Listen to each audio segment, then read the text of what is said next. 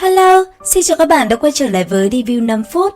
Ở cuối tập 46, sau khi cùng Mỹ Đỗ Toa thỏa hiệp, Tiêu Viêm đã liền nhờ nàng thủ hộ cho mình và bắt đầu bước vào trạng thái tu luyện. Rất nhanh, dựa theo công pháp thi triển, Tiêu Viêm đã liền tiến hành tu luyện khai sơn ấn, thủ ấn đầu tiên trong Đế ấn quyết. Cứ thế thời gian trôi qua, trên đỉnh núi, từ nơi Tiêu Viêm đang ngồi, đấu khí trong cơ thể anh ấy không ngừng trào dâng. Sau đó bàn tay khẽ động, thủ ấn có màu ngọc bích rất nhanh đã liền hiện ra, sau đó liền đánh thẳng về phía trước. Trong khoảnh khắc thủ ấn đánh ra, một vụ nổ đã liền bạo phát làm nơi đây rung động kịch liệt.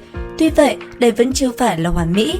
Chính vì vậy, ở trên đỉnh núi, Tiêu Viêm vẫn đang miệt mài tập luyện thủ ấn đầu tiên trong Đế ấn quyết. Và cũng trong lúc đó, ở tại Phong Thành, rất nhanh, qua tình báo phát hiện, Tiêu Lệ đã liền nhận được thông tin 3 thế lực lớn chuẩn bị tấn công Tiêu Môn. Bởi vậy, cảm nhận được nguy hiểm, ngay lập tức Tiêu Lệ đã liền gửi thư cho em trai để thông báo về chuyện này.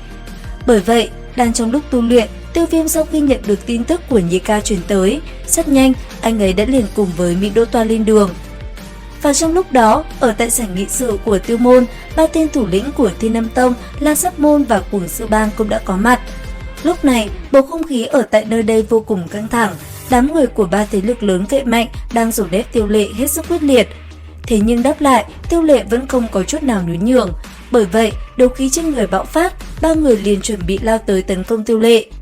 Thế nhưng đúng vào lúc này, ở bên ngoài, một giọng nói hùng hồn vang lên quát: "Muốn Tiêu Môn chúng ta rời khỏi Phong Thành, Hàn Phong còn chưa có tư cách này, các ngươi xứng sao?" Nương theo lời nói chấm dứt, Tiêu Viêm cũng liền xuất hiện. Thế vậy, một tên đầu trọc trong đám người kia liền lên tiếng nói: "Vị bằng hữu, đây là chuyện giữa chúng ta cùng Tiêu Môn, người tốt nhất đừng xen vào." Nghe hắn ta nói thế, Tiêu Lệ liền chỉ vào Tiêu Viêm nói: "Các vị, đây mới chính là thủ lĩnh đích thực của Tiêu Môn, tại sao có thể nói là ngoại nhân được?"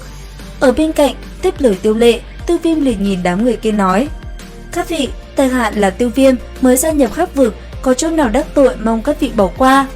Lúc này, nghe thấy cái tên Tiêu Viêm, tất cả mọi người chấn động.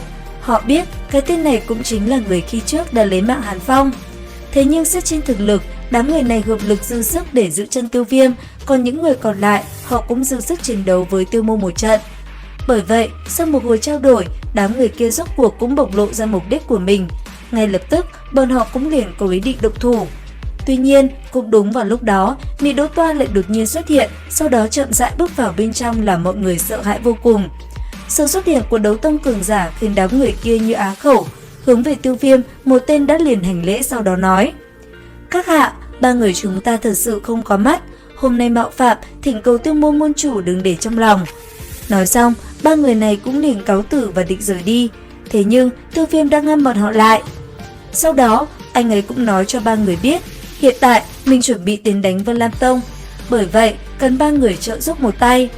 Thế nhưng nghe xong, đám người kia đã liền kiếm cớ để thoái thác. Chính vì vậy, Tiêu Viêm đã liền đưa ra lợi ích cho họ lựa chọn. Theo lời Tiêu Viêm, nếu như họ đồng ý trợ giúp anh ấy một tay, vậy thì lợi nhuận tại Phong Thành sẽ chia đều cho tất cả.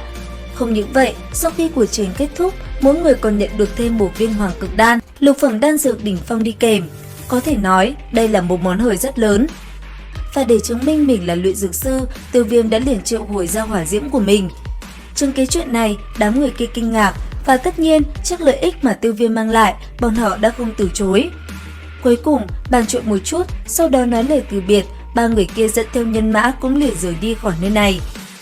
Và cũng trong lúc đó, ở tại một nơi xa, mở cửa phòng nơi giam giữ Vân Vận, Vân Sơn đã liền xuất hiện trước mắt nữ nhân kia. Lúc này, nhìn thấy lão sư trước mắt, Vân Vận chẳng vui vẻ gì. Bởi vậy, sau khi hai người nói chuyện một hồi, tình hình đã trở nên căng thẳng. Nhất là khi nhắc đến Tiêu Viêm, sắc mặt Vân Sơn càng lúc càng khó coi. Có thể nói, hắn ta lúc này đã rất tức giận. Cuối cùng, trước khi rời đi, Vân Sơn quay đầu lại nhìn Vân Vận quát: "Tốt nhất là ngươi hãy quên tiểu tử kia đi, nếu một ngày hắn ta trở về, lão phu sẽ là người đầu tiên lấy mạng hắn." Nói xong, hắn ta cũng liền trở ra bên ngoài. Còn Vân Vận, nhìn theo bóng Vân Sơn rời đi, khuôn mặt của nàng cũng thoáng xuất hiện một nét được buồn. Thời gian trôi qua, ở trên nóc của một tòa tử lâu lớn tại Phong Thành, dưới ánh trăng mờ ảo, Mỹ Đỗ Toa ngồi một mình, ánh mắt của nàng hướng về phương xa. Dường như nàng đang suy tư về một điều gì đó. Và ở gần nàng, Tiêu Viêm cùng Nhị Ca của mình cũng đang bàn luận một số việc. Đầu tiên, Tiêu Lệ nhắc nhở Tiêu Viêm một chút chuyện liên quan tới 3 thế lực lúc trước. Sau đó, anh ấy cũng hỏi Tiêu Viêm về sự xuất hiện của Mỹ Đỗ Toa.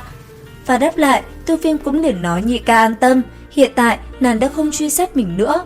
Nghe vậy, Tiêu Lệ mới an tâm phần nào. Còn Tiêu Viêm, anh ấy cũng nói với nhị ca, để tiến đánh Vân Lam Tông, hiện tại cần thêm rất nhiều nhân lực, bởi vậy cần cấp rút chiêu mộ cường giả.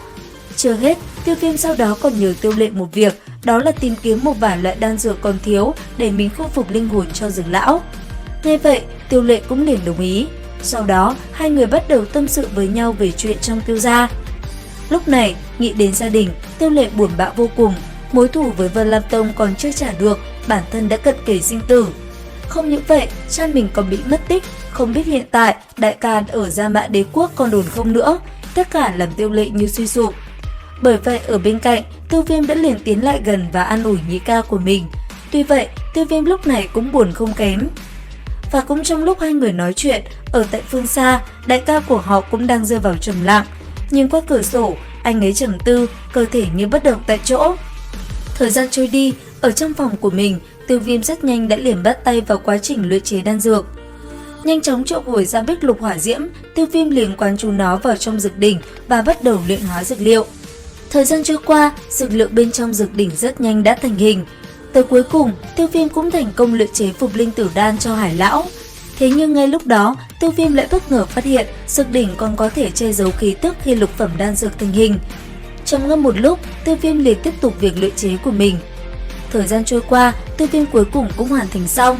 Trở ra bên ngoài, anh ấy đã liền đưa cho Tiêu Lệ rất nhiều đan dược.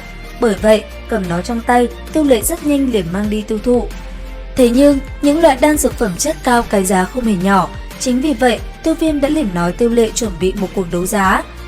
Và thời gian trôi qua, suốt cuộc ngày đấu giá hội cũng tới. Lúc này đây, ở bên ngoài tủ lâu, một cảnh tượng náo nhiệt diễn ra hết sức vui vẻ. Còn ở bên trong, dưới ánh đèn huyền ảo, ở trung tâm của đấu giá hội, rất nhanh, Tiêu Lệ đã liền xuất hiện và chủ trì cuộc đấu giá.